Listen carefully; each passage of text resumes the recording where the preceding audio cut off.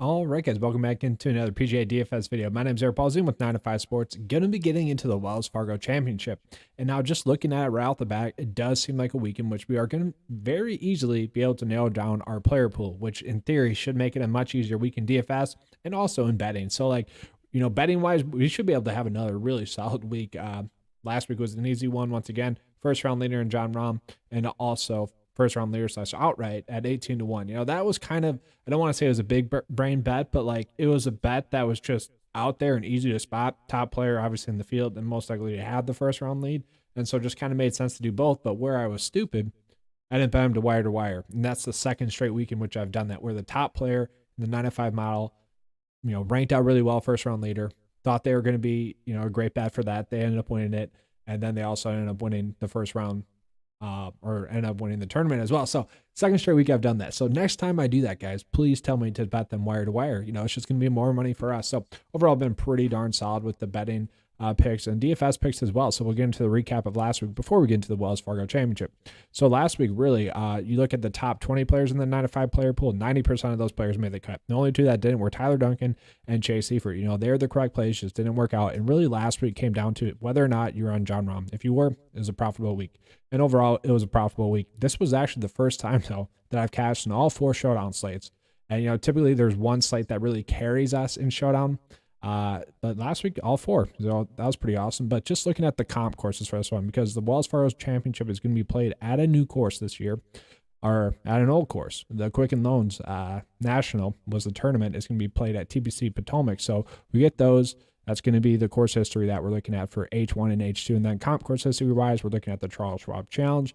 And thus, we can see that ball striking is going to be a key stat, along with total driving. We saw that total driving, kind of just accuracy-based stats are going to be the ones you want to go with this week because it is a tournament that plays a little bit harder. Stroke gain approach is also going to be something that we're looking at as well. You also do not want players that are going to be making many bogeys. So we got the key stats pulled up here, the recent form, the stat fit, and the course history. Course history is obviously based off of comp course history as well, but we kind of get a good feel for who are going to be the top plays this week. And boy, guys, Keegan Bradley is popping up, and that worries me, and it should worry you guys as well. But that's enough of that. Let's get into the picks for this week. I'm going to try to make the videos this week a lot more fast than they typically have been. So let's get into the picks. So the first pick I want to get into is going to be Corey Conners. So Corey Conners is probably going to be everyone's favorite play this week, and that is because he is just such a safe play across the board this week. So Corey Conners, one of those players where, we look at his start here in 2018. And I do want to warn you guys, we're using 2018 and 2017. Obviously, the 2017 start is going to be 5 years ago. We know once it gets after like 4 years, the course history is a little bit less predictive, and then it really falls off after year 5. So, when we're looking at that H2 course history there, just be worrisome a little bit, but it's still good to see. But still, this, I want to talk about the course history a little bit more as well, because players really since 2018 have figured out how to play tournaments, and like the data is out there for how they should play tournaments, and they didn't really have that as much before really 2018. So there's been much more of an emphasis on that and just kind of setup of the course and how to go about navigating the course. So, do not be shocked if the key stats from the previous years are not as much the key stats this year. Just want to throw it out there. But, 41st place finish there, played well at the Charles Schwab Challenge, which we're using as a comp course. Overall, really strong stat fit. I mean, guys, in effective scoring, he ranks 4th in the field. That's really good. He's the best specialist in the field and the 13th best stat fit, 12th best recent form. Overall, he's the 7th best play this week. He should be a super safe play this week. I do expect him to make the cut once again. And honestly, it really wouldn't be shocking to see him go out and play well. Another pick that I really do like is going to be an exact same play. It's pretty much Corey Conners. So Corey Conners here made the cut at the Quicken Loans National in 2017, finishing 46. That's good. Over his recent starts, he missed the cut on the number in his last start, and then pretty much a bunch of top 30 finishes. T30, T13, T13. That's good stuff there from Russell Henley. Specialist rating, which for those of you guys that don't know, the specialist rating is just looking at the key characteristics for that week's tournament. Course designer, course length, is he going to play hard, or course type, green type, factoring in maybe something else like this week, a little bit of water hazards in play, where there's 10 water hazards in play. That's a lot. And then also just kind of looking at narrower fairways, like that's all stuff we pull into the specialist stat for this week. So He ranks sixth best in that. Best staff in the field, guys. That is pretty crazy. And we can kind of see why. All the key stats that we're looking at, he ranks, 53 or better. 28th in strokes gained approach, 38th in total driving, effective birdie to bogey ratio 6, and then 9th in effective scoring. So really everything tells us that he should not struggle this week. And those stats, once again, are going to be looking at the past 10 starts for that player. And then the next player that I like is a guy that typically plays better on these harder tracks. He's a guy that has won a tournament on the PGA Tour, 2 years ago on a harder track. That's going to be Tyrrell Hatton. So Tyrrell Hatton I do like as well. He's the third best recent form out of anyone in the field. Just kind of been a strong player recent form-wise, just been making cuts. And that's why I like to see 7 straight make cuts in a row. Overall, the 11th best staff in the field. Really nothing to suggest that he's going to struggle. And kind of at that price point, it is more on the safer side where he's priced down a little bit. Then another player that I do really like, and you guys are probably going to hate this, Keegan Bradley. So Keegan Bradley is actually really standing out. He ranks out as the second best pick in the 95 mile. I'll tell you guys why. So course history-wise, made a start at the Quicken Loans National in 2017, finishing 5th. Has a really strong finish there. So we like to see that he has played this course well. And then after that, let's go a little bit deeper. Second best staff in the field. And why? Well, he ranks top 70 or better in all the key stats that we're looking at. But really just strong ball striking, strong strokes gained approach, strong and effective scoring, strong and effective birdie to bogey ratio, just really strong across the board there for Keegan Bradley. Recent form-wise, 4th best in the field. He's out at 7th, 18th, 35th, 5th, 11th. Really solid there, and that's really why he's kind of checking all the boxes this week, ranking out as the second best pick in the 95 mile. Now we're going to drop down into that high tier price point range. And if you guys are liking the pace of this, I know I kind of made my calling in PGA DFS by having, fantasy without the fluff. I kind of want to get back to that. I do. I want these videos to be quicker and easier information for you guys to absorb. So really with Paul Casey, it comes down to one thing. And if you guys do like that, leave it in the comment section. Show me some love by, leaving a thumbs up. I do appreciate that. But Paul Casey, really what you have to do is decide with him, is he healthy? And my kind of thought process, especially with a golfer that we already know is kind of battling an injury or whatnot, is I don't really see them pushing it too quickly. Why would you, unless it's a major, why would you play in an event if you don't think you're healthy enough to play in it, especially for a PGA Tour player like Paul Casey? So if he plays, and we'll have to monitor that, I think he's a fine play. For the most part, we've been getting that information prior to lineup lock with players like him if they're not healthy. So if he's healthy, he'll play. That's kind of what I think. And if he does, he's a top 10 play. Maybe we're only getting 90% in Paul Casey, and maybe he's only a top 20 play, but still, probably someone you'd want to look at least a little bit there, but not someone you have to go out of your way to play. After that, I do really like Max Homa. So Max Homa, kind of casually catch my eye. I didn't like him at first, and then he kind of just kept popping up. So he's the 4th best staff in the field. Ranks top 70 or better in all the key stats that we're looking at. And that's over the past 10 weeks, comparing it to all the players that we have world ranking rise. That's really, really strong there. 7 straight make cuts in a row on the PGA Tour as well. And then 5 of those make cuts, or 5 out of his past 10 starts, have actually been top 20 finishes or better. So we can, I don't want to say we can be locking in a top 20 finish, but given the fact that he's 11th best staff or 11th best specialist in the field, 4th best staff in the field, and in the 13th best recent form in the field, I do think we're going to be shooting for maybe possibly a victory, but definitely looking like a strong top 20 play there from Max Homa. And then I feel like people might be on Seamus Power a little bit more than they should be this week, and that could be the worry with him as a play. I think it might be because of his course history. He has played this event twice and made the cut twice. 53rd and 38th place finish in 2018 and 27 at the Quicken Loans National. And then he also played well at the comp course there, 31st place finish at the Charles Schwab Challenge in 2020. That's all good stuff from him. But really the worry with Seamus Power is just bad strokes gained approach. Doesn't rank out well there. Ranks out bottom half of the field there, but after that, really strong staff fit. And, one thing that I really like to see is his effective scoring, guys. Ranks out 5th best in the field, which is really strong, obviously, there. That's a key stat that I like to see for players. And effective scoring is pretty much just a measure of, kind of the player's likelihood to make the cut, and then after they make the cut, to go out and, continue to play well. And so that's a predictive stat. So that's why I like looking at that. And he ranks out really well in that. And then 12th best specialist in the field. So we like that as well. Could be a little bit better recent form wise. Was a little bit struggling a little bit there for a while. Obviously missed the cut there at the Zurich Classic. You guys can, take that into account if you want. If not, you're going to like him a little bit more. 14th best pick in the 95 mile this week. And then Cameron Young. So I cannot not play Cameron Young anymore. It's just gotten to that point where it just seems like he is due for a victory, just with how well he's been playing. Over his past however many starts on the PGA Tour this season, he's had 3 tournaments in which he really could have went out and won.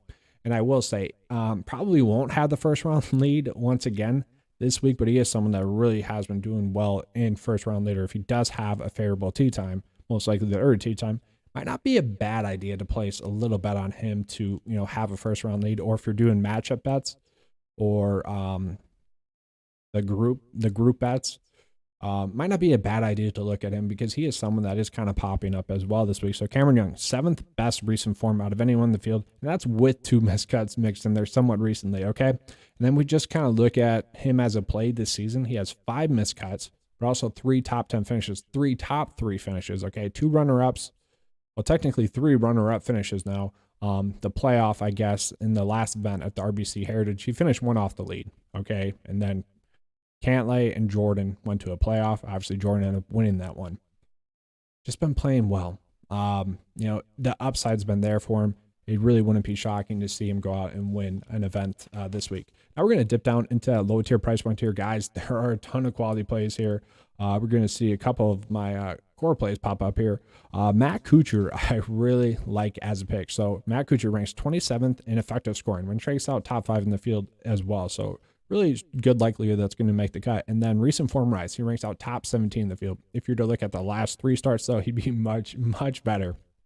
So he, too, has finished 1 stroke off the lead in his past 2 events. Finished 3rd at the RBC Heritage, 2nd in the event previous to that, and then 16th in the event previous to that. Matt Kuchar is a player that I thought would have a bounce back year. And it's seeming like that's starting to come true. I mean, if you look at it, like just logically think about it, actually, this is really an event that should suit Matt Kuchar's play. A safe course, an accuracy course, a course in which, if you don't make that many mistakes, it's going to be a course that favors your play. So I really don't mind Matt Kuchar. And this kind of seems like just the easy price point to roster a match. Really at that price point, I think it's going to be the correct play because there's not that much as much risk associated with it. Dropping down to Jonathan Vegas. So, course history-wise, 1 missed cut and then, whatever. That's kind of Jonathan Vegas. And then a made cut at the Charles Schwab Challenge, but that was a 69th place finish. So, not really good stuff there from him. If we look at the effective scoring, once again, he ranks top 10 in the field in that. So, we do like that. But he is also top 50 or better in all the key stats that we're looking at this week, except for strokes gained approach. So, he's pretty much the same play as Seamus Power, just a little bit cheaper, and actually ranks out 1 spot worse than Seamus Power. So top 7 staff in the field, pretty decent recent form as well from Jonathan Vegas. 3 straight make cuts in a row, 18th, 4th, and 27th in his last 3 starts. And then model rank top 18. Pretty decent play for Jonathan Vegas this week. So not a bad play. He's more of a high risk, high reward type of play. And I kind of see the same for someone like Troy Merritt. But once again, like Matt Kuchar, like this is the kind of event that I do expect Troy Merritt to play well at. So in 2018, he finished 17th at the Quicken Lows Nationals. In 2017, he missed the cut. Okay, that's the worry there. And then at the Charles Schwab Challenge in 2021, he finished 7th. So pretty good stuff there from him. If we look at effective scoring, ranks out top 15 in the field in that. So we like that from him. Recent form-wise, he went miscut, 12th, 4th, 27th. And we know he's a guy, like in the past year, he's had multiple tournaments in which he's been right around a lead. Like he probably should have won an event really over the past 2 years now. He just hasn't figured out a way to win. And maybe this is going to be the event.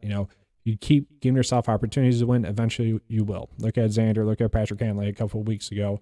Look at John Rahm last week. If you keep putting yourself into a spot to win, eventually it's going to happen. Now, I'm not saying that's going to happen this week, but, he's a pretty good play at this price point. 26th best staff in the field, 23rd best pick in the 95 mile this week at, 7.5K on DraftKings. That is a really, really strong price point. And then this one might surprise you guys as well. But for a tournament in which I'm using the Charles Schwab Challenge as a comp course, Matthias Schaub is a guy that is really popping for me as well. So he's made 4 straight cuts in a row on the PGA Tour, which we like. 32nd, 59th, 5th, and 44th place finishes. If we go back a little bit further than that, the missed cut, 7th, 49th, 22nd, really strong recent form. That's really what's carrying him in the model this week. But top 15 in recent form rank, which we like to see. Total driving, he ranks 45th in total driving, but that is going to rank out top 10, actually 6th best in the field. So really good stuff there from him. 26th best staff in the field. Effective scoring, he ranks 39th, which is also top 10 in the field. So, two of my favorite stats for this week. He's really popping up there. And so at 7.2, it's kind of like you can really make a strong lineup work with him there. So I really don't mind him. 23rd best pick in the 9-5 model. Now we're going to drop down into the value tiers, and then we'll be showing you guys the core plays while we're doing our lineups. And then we'll begin out of here. So value-wise, Scott Piercy, just 3 straight makeouts in a row on the PGA Tour. I like that from him. It does seem like he's rounding into some good form. Not going to rank out well in the model, but he is someone where, I do think he's going to have a little bit of a bounce back year. Then Tyler Duncan. Tyler Duncan really hurt us last week, but I think we can go right back to the well with him this week. 41st place finish at the 41st place finish at the Wells Fargo. At the Quicken Loans National Tournament there. In 2018, and then finished 18th at the Charles Schwab Challenge in 2021. Can you tell I had coffee? Too much coffee probably this week. My mouth's a little dry right now. Sorry about that. But, decent stat fit, 38th in the field, 23rd in course history rank, 41st in recent form rank. Ranks 35th in the 9-5 mile this week. Overall, someone that should be right around a made cut. I don't mind going back to the well with him this week. He played poorly last week, and that's obviously going to be the worry with him. And 2 quick ones. Peter Malnati, just been playing a little bit better. 3 straight make cuts, 15th, 42nd, 41st. I like that from Peter Malnati. I don't know why they pulled up Alex Smalley there. My apologies there. But I like that. Maybe he's rounding into some good recent form. Just someone that has been playing much better. And then Ryan Blem. So this is pretty ugly. I probably wouldn't play him, but 2 make cuts at the TPC Potomac at the Quicken Loans National. And that's really it. He had 29th place finish last week as well. If you want to use that, you can. That's going to be up to you guys. But now I'm going to be showing you guys the core plays while I go through my lineup approach for this week. And this is kind of my way of, trying to speed up the video for you guys, because I don't want it to be a extremely long video kind of every week. And I know I'm already at like 17 minutes here, so let's try to pick up the pace.